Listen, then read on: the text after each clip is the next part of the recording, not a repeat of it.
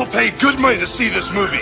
When they go out to a theater, they want cold sodas, hot popcorn, and no monsters in the projection booth. Everyone pretend podcasting isn't boring. Turn it off.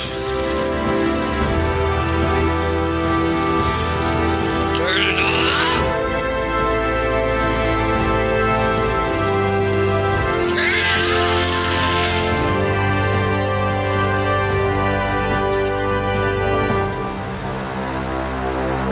Hey folks, welcome to a special episode of The Projection Booth. On this episode, it is the return of Susie Bright, author, filmmaker, provocateur, all those great things that Susie is. We just kind of catch up on this episode. She talks a little bit about some of the work that she did on Bound, which is out on Criterion. Also talks about a little bit of the writing she's been doing, about her Substack, and just some other things. Have a good old time talking. I hope you have a good old time listening. Thank you so much for listening, and be sure to check out Susie's Substack over at substack.com/@SusieBright. I don't have any agenda. I just wanted to catch up with you, hear about any sort of projects you're working on, and just give you the floor kind of thing, because I always enjoy talking with you and hearing what you're up to. Thinking about talking to you this morning, I got excited about the new Criterion Collection release of Bound. This is the first time that Criterion has taken the Wachowskis movie into the fold and given it the fancy treatment of haute cinema, although I think among critics it has deserved that kind of consideration really since it came out. And because the discussion around this heist story meets hot butch femme lesbian love affair, because it never really died down, I didn't realize what a big deal the Criterion release was when Slate magazine called me and said, "We'd like to interview you and Lily Wachowski." I'm like, "You're kidding. She and I haven't talked in years." And we got so excited about it. We had our own private talk before the interview, just kibitz about everything that's happened all these decades ago. And then there's also going to be a piece on NPR. And I'm like, boy, this is blowing up. And I was so used to it being either a lesbian cult favorite, a movie critic cult favorite, or just people who love noir. Nowadays, you will often hear it like best contemporary noir movies, post black and white era noir movies, which means so much to both the Wachowskis and I. At the time we made the movie, noir was not this hot number that everybody was in the late 90s. It just wasn't what everybody wanted to see or hear. It's amazing to keep feeling fresh over and over again. And although I keep thinking I've discussed every little detail, the pop media wants to know, what was Jennifer and Gina really like? And a tip to people who ask that, no matter who you work with on a movie set, you are never going to get to know what they are really like because you are professionals and you are making a movie together, and you do get to know a bit about their dramatic chop and their persona on a set. But it's far from the intimacy that I think a lot of viewers might like to fantasize about. But what I don't get to talk about often enough, but I can with you, because it's my podcast, is the very specific porn inspiration for some of the lovemaking scene in Bound. So, as you know, or maybe you don't, when the Wachowskis first contacted me, they sent me a script. They said, "We want you to have a cameo. Your book, Susie Sexpert, Lesbian Sex World, inspired us. The characters are based on you and your lover, Honey."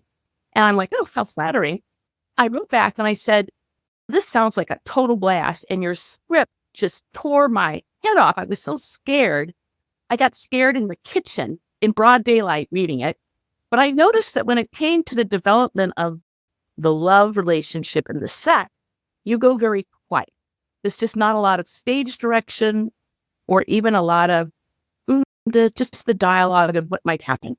Could I be your lesbian sex co-writer consultant? I know that may seem wild, but I literally cannot be in this or else the lesbian community, which I am like in the thick of, will crucify me if this movie is stupid. No offense, but there's so many stupid depictions of lesbian. You couldn't pay me enough money to sacrifice my reputation. Lucky for me and lucky for them, we were just well suited to each other. And they said, "You're kidding. You want to work on this? Grab a pen. Get over here. Let's do it." So everything in the movie was on the page and everything had been highly discussed beforehand. Everything, not just the in the sheet scenes, but also the plumbing scene when I'm moving my hands like this, because if you've seen the film, at one point, Violet, the femme gangster ball, just pretends to lose her beautiful ring in the kitchen drain.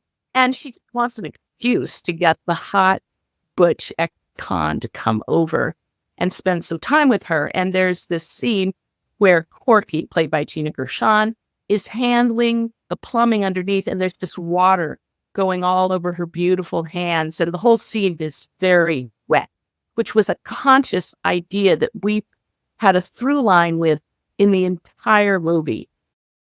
It was a very conscious aesthetic choice as well as an erotic one. Now, Mike, as I'm describing this to you, have you seen the film? And don't be embarrassed if you haven't. Okay.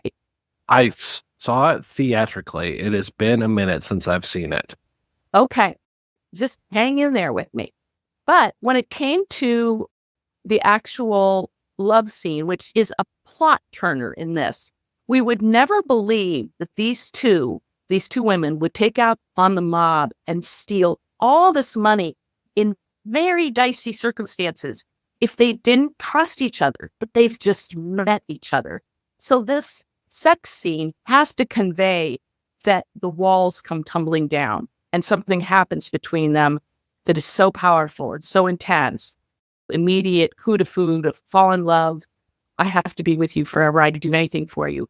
So it has to be convincing. It can't just be, okay, the sex was all right, but no, it has to be life-changing. And I showed the Wachowskis 2 movie clips, and I said, I want to take some of the moments of these 2 clips and use them in our sex scene. One was from a lesbian art film called Kathy that I was in with my lover, and I just wanted to point out ways that we could show orgasm without the kind of genital shot that get movie makers in trouble back in the day when the ratings board was weighing on everything. And I wanted to say, look at how when my lover's stomach trembles and the camera goes in close and you see the way a woman's belly trembling in contraction and in passion, it's pretty stirring. Everybody gets it. You don't have to have a big thigh. It says, she just came. You just feel it. You see the tension and you see the release. It's so exciting. These are all going to be little tiny moments. Anybody who's seen the film might not remember that exact moment, but these were pieces that we built the scene with. But the one I want to talk to you about today is, and perhaps we've talked about this before, there was a very famous, prolific porn movie maker at the height of golden hardcore who worked under the name Robert McCallum. Discussing him involved saying that his real name was Gary Gravers, and he was Orson Welles' cinematographer for most of his career. And he used his money from porn to try and create the budget for the dream project that he and Orson always wanted and never were able to make. People have read about this. They're like, Orson Welles always wanted to make this thing, and his DP, 2 of them were just thick as thieves. They wanted to make this. The money was being made by Gary. And one of the things just pisses me off when obits get written in the New York Times and they discuss this man and his entire oeuvre, his entire film life.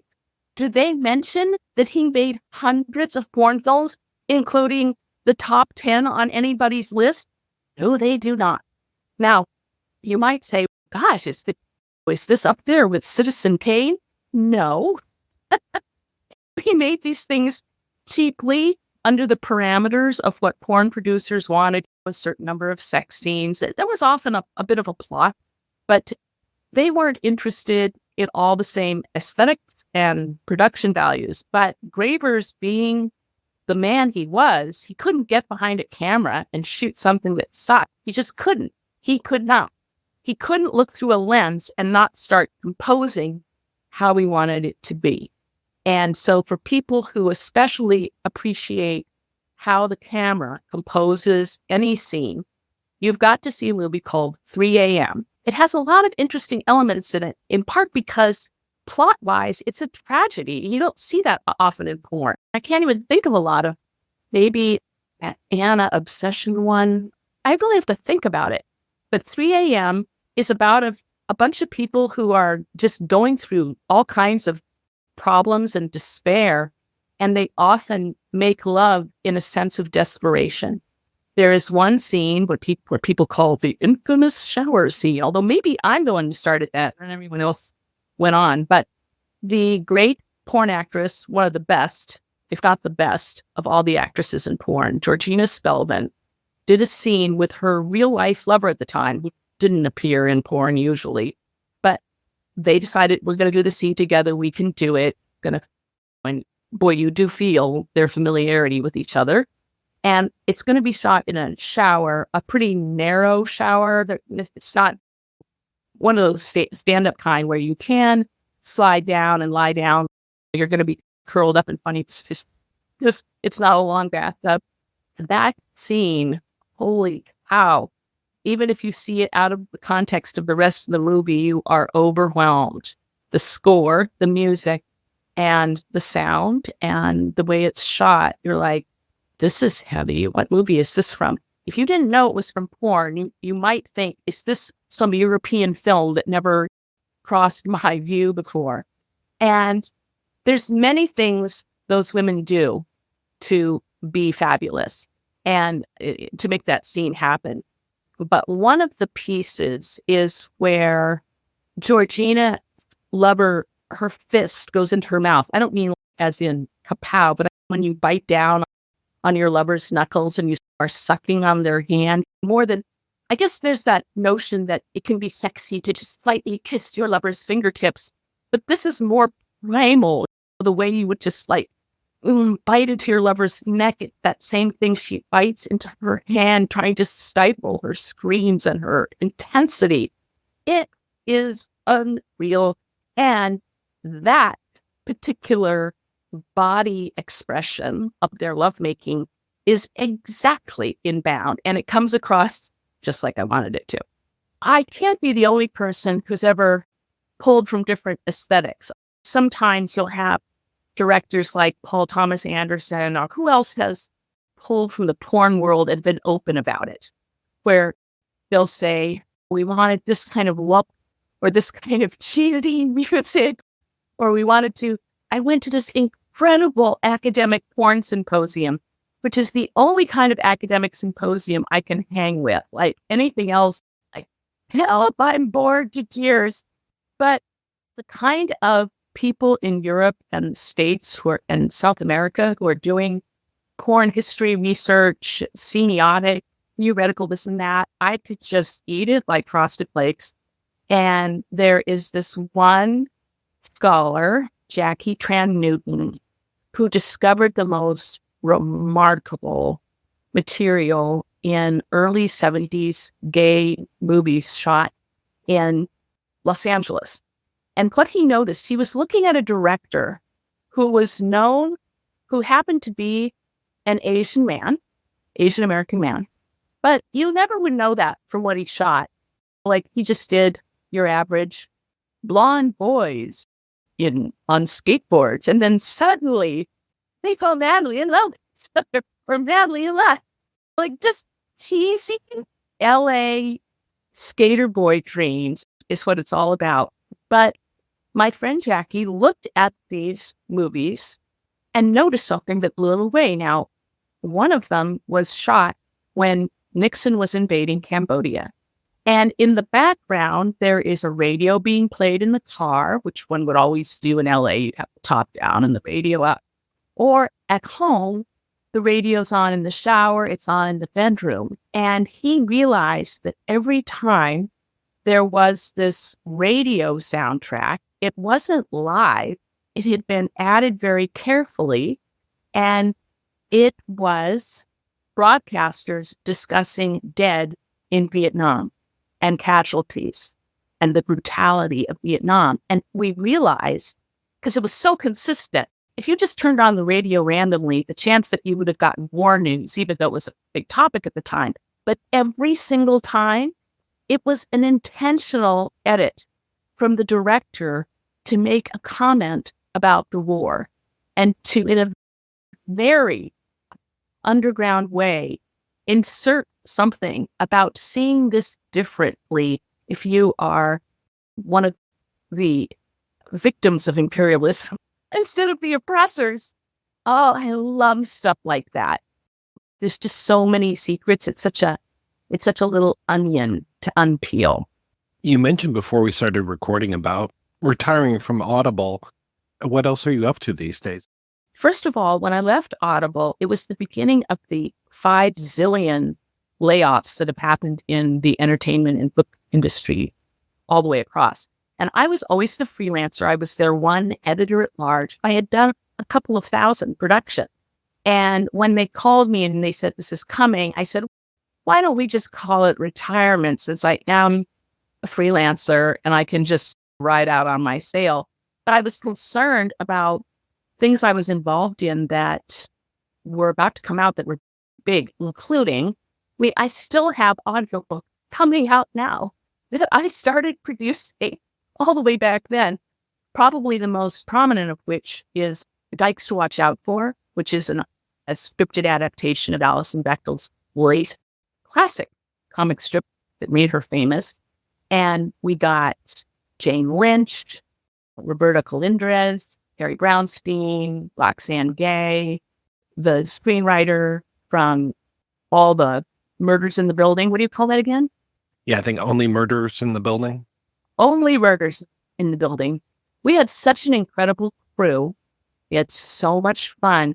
One of the best actors in it was Melanie Nichols Brown, who did several voices. And last night I was rewatching The Wire, and she's a character in The Wire. She plays the hot, furious girlfriend of Kima Gregg in season 1 and 2. I was like, no way. This is great. To write her now and say, okay, just saw you when you were young, looking good. So I'm still involved in the audio world. I have my own podcast. So you see, I should put you on the hot seat. I did the original podcast before there were iPods. I was the one who started it for Audible back in 2000. And just recently, I started doing mine on my Substack newsletter, which is called Back to Bed with Susie Bright. In fact, today's a good one. In fact, I could put you on the hot seat, Mike. There is a book that's just come out that's getting more press than any book this year. Everyone is reviewing it, and it's called Scent by Jill Cement. And it's about a long relationship that lasts from the time she was 17 till her 60s with a man 30 years older than her. So when he died at 93, she was 63. And she is reconsidering their whole relationship. They were together the entire time. And as you can imagine, when they first got together, even though it was the swinging 70s, it was still pretty racy. He divorced his wife, left his kids. He dropped out of high school. They were like going to be artists together. We don't care what the world thinks. But you wonder, hey, you were 47. You must have had more brains than that. But what happened? I started thinking, because she doesn't do it in a stupid, unintellectual way, she's not apologizing for her life in the slightest, but she just wants to consider how power changes within a relationship, and age is one of the components, but it also can be class, money, men versus relationships without men. Just, there's so many pieces that go into it. One thing I mentioned in my podcast was I was in a relationship. I had lots of affairs with people older than me. I was very much older and wiser. I don't want to go to bed with dum-dum. My children, my own age, the other two ridiculous. That changed over time, but that was how I started out. But later on, my first long-term relationship was with a woman 13 years older than me. And we remained family to each other, even though we were together 7 years, but we were family until she died. She died here at home with me and our daughter and in our family. But no one ever looked askance at two women being together of different ages, ever.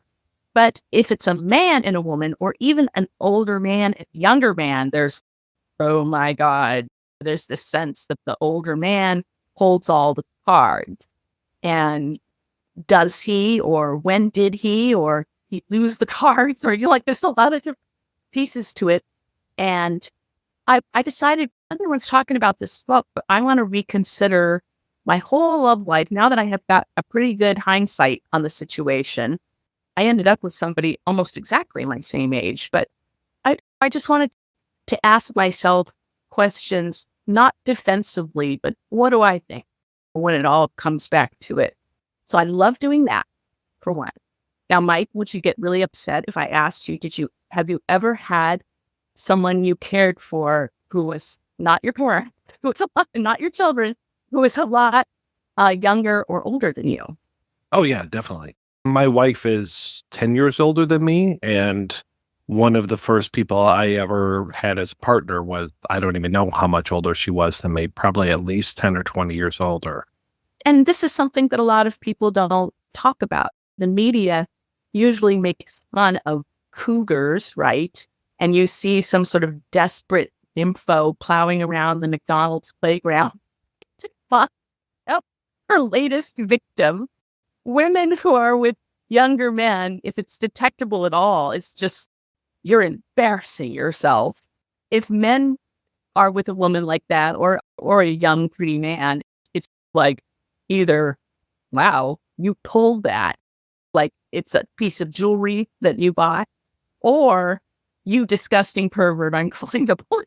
But the reality is much more complicated. And I was also thinking about, I've been having lots of good conversations.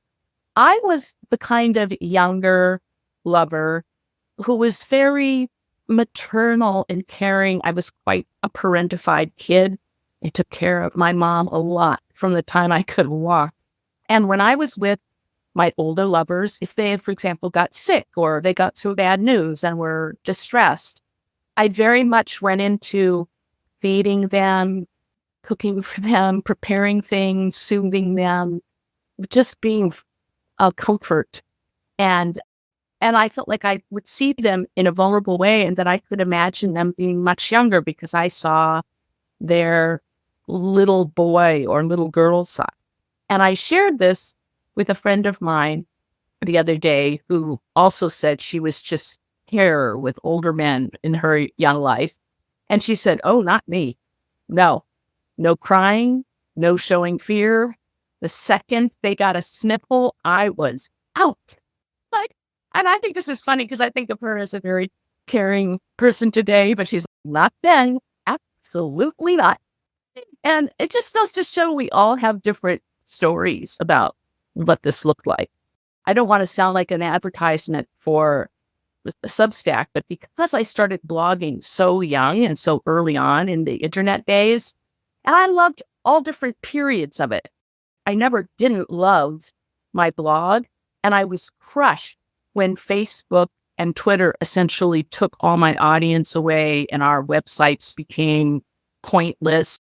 And you couldn't get the emails of all the people that had been your closest online. I mean, it was a nightmare.